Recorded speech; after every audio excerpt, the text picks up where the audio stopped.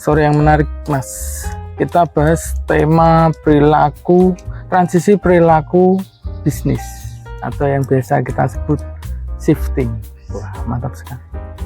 Nah, ini kalau dari sudut pandang Mas Nafis, kira-kira apa yang mengakibatkan terjadinya transisi perilaku bisnis itu sendiri? Aku rasa dari kejenuhan, dari gini, dari kebiasaan market yang dia selalu mendapatkan apa yang dia inginkan, dia selalu terpenuhi. Ketika barang itu memang tidak lagi ada dalam market, otomatis kan para pelaku bisnis ini mengupayakan cara lain agar supply itu selalu ada untuk memenuhi permintaan. Nah, ketika permintaan itu sudah mulai lesu, muncullah ide-ide atau gagasan-gagasan lain yang menjadi terobosan perubahan perilaku bisnis atau perilaku konsumen. Oke. Sejak kapan kira-kira? Sejak mulai internet masuk. Jadi mulai tercetusnya internet itu sebenarnya perubahan itu ada dari sekitar tahun 2000-an. Persisnya aku bisa dicek di Google. Apalagi yang paling perubahan itu besar mulai e-commerce itu masuk, seperti yang lain-lain atau yang terbaru ini seperti TikTok. Jadi TikTok itu sebenarnya bukan platform, tapi itu dia sebagai jembatan di mana penyedia barang atau produsen dia langsung ke konsumen. Jadi dia langsung memotong beberapa bagian untuk masuk ke distribusi. Jalur total langsung ke distribusi berarti. Betul, ya, tanpa melewati pangsa market yang lain. Betul. Menurut Mas sendiri, apakah ini sebenarnya kejadian yang terjadi sekarang adalah efek atau dampak dari pandemi itu juga yang menyebabkan akhirnya perubahan atau transisi perilaku bisnis ini semakin menjadi? Aku rasa semua by design. Semua by design, oke. Aku rasa semua by design, tapi ini bukan pernyataan resmi ya, tapi ini aku rasa adalah by design yang dimana memang secara algoritma alam semesta terjadi pandemi dan itu mengakibatkan perubahan secara paksa atau sadar kita harus beralih. Oke. Berarti secara tidak langsung sebenarnya itu sudah terstruktur seperti itu. Ya bisa dibilang begitu. Oke. Nah, ini yang buat saya semakin tertarik dan penasaran soal transisi perubahan perilaku ini. Misal nih, isu yang sering berkembang adalah terutama di bidang gadget, Mas. Terutama di bidang gadget, isu yang berkembang adalah sekarang market lebih condong untuk atau user customer itu cari produk yang misal tadi yang Mas sebutin, dapat dengan cara yang mudah, terus bisa akses dengan banyak promo atau mungkin dengan harga-harga yang lebih terjangkau. Nah, ini dampak atau efeknya untuk yang kita bilang market konvensional atau mungkin bisa kita bilang market-market yang menggunakan cara atau sistem penjualan konvensional. Itu harus menyikapinya seperti apa? Kita harus bagi dulu, Mas, kategori konvensional itu seperti apa, terus arahnya ini kemana, kita harus benar-benar tahu sebelumnya kategorinya. Kalau misalkan disepakati bahwa konvensional itu adalah cara lama, kita mencari customer harus dengan promo atau penawaran-penawaran menarik, itu mungkin udah ketinggalan, Mas. Karena kembali lagi jalur distribusi sekarang itu mungkin mengalami kendala yang kita tidak tahu sehingga menyebabkan harga-harga naik, terus juga mungkin dipengaruhi oleh perang atau mungkin kebijakan pemerintah itu juga mempengaruhi, Mas. Nah, sebenarnya untuk mendapatkan customer itu kita betul promosi adalah atau ribut-ribut bagi customer itu adalah cara terbaik, tapi bagiku itu kalau ditelisik lagi itu hanya bahasa komunikasi. promo atau kata promosi itu sebenarnya dari bahasa komunikasi yang asal mulanya itu dari ilmu bahasa. Ilmu bahasa dikategorikan itu menjadi 3: bahasa sebagai wacana, bahasa sebagai komunikasi, dan bahasa sebagai pemrograman. Dalam dunia bisnis, promosi itu adalah bahasa sebagai komunikasi. Balik lagi, promosinya atau bahasanya kita menyampaikan itu bagaimana? Oke.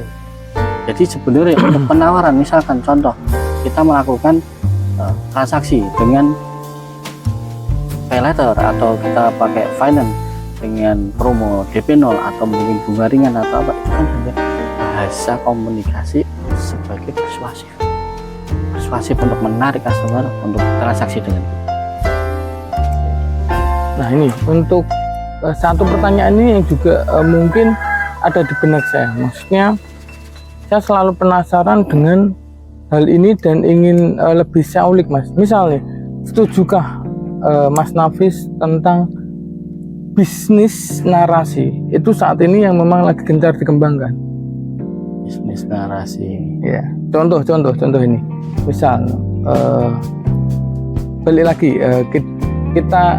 saya pribadi memang secara basic lebih memahami tema atau persoalan soal gadget katakanlah.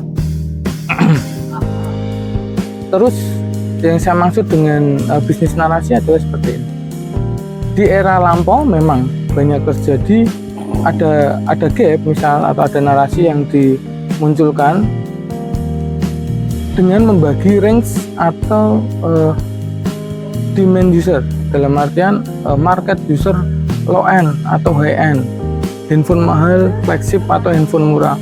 Nah, sekarang yang banyak diminati oleh pangsa pasar itu dengan konsep desain narasi yang merupakan jual handphone dengan RAM besar, tapi harganya murah, spek tinggi, harga murah.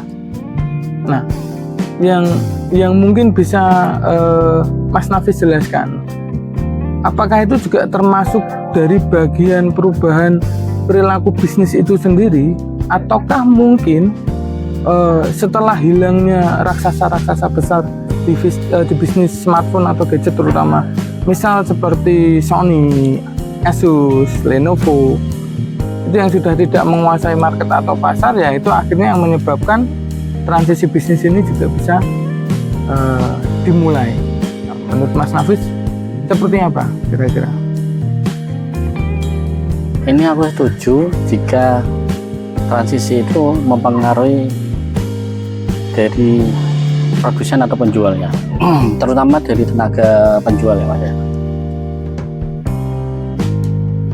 Teknologi awal berkembangnya itu untuk memudahkan aktivitas sebuah society. Ketika aktiviti itu sudah terpenuhi oleh teknologi, pastinya kita akan mencari tahu atau mengkerucut lagi kebutuhan apa yang belum terjangkau oleh teknologi tersebut. Ketika semua sudah berlomba-lomba mengeluarkan internal besar, RAM besar pada dunia smartphone, poinnya seharusnya bukan pada pembeli atau customer. Poinnya pada seller atau penjual atau tenaga penjual itu. Sesuai tema yang kita angkat, market maker. Sesungguhnya penjual itu harus mampu mendesain secara diagonal pola pikirnya agar dia tidak terjebak pada permainan-permainan besar yang sudah diciptakan yang kita itu tidak mampu. Internal besar, RAM besar, sesungguhnya itu untuk membedakan bahasa kita menyampaikan, bahasa kita sebagai komunikasi. Jika customer itu datang mencari RAM besar atau mencari internal besar, bahasa yang digunakan itu bahasa tertentu sesuai dengan kebutuhan RAM besar atau internal besar itu. Ketika customer datang, dia hanya butuh agar tidak terlambat pada adaptasi sebuah teknologi, kita cukup menyuguhkan hal-hal yang mampu memudahkan dia untuk segera adaptasi. Jadi yang saya tangkap adalah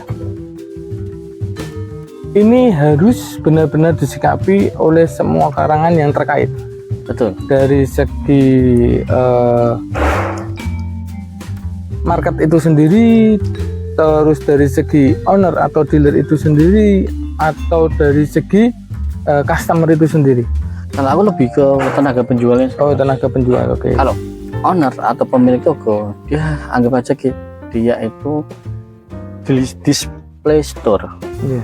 Dia hanya penyedia barang. Sedangkan yang menggerakkan sebuah ekonomi itu adalah sales, tenaga penjual. Nah, kembali lagi, sales itu mindsetnya bagaimana? Oh, oke.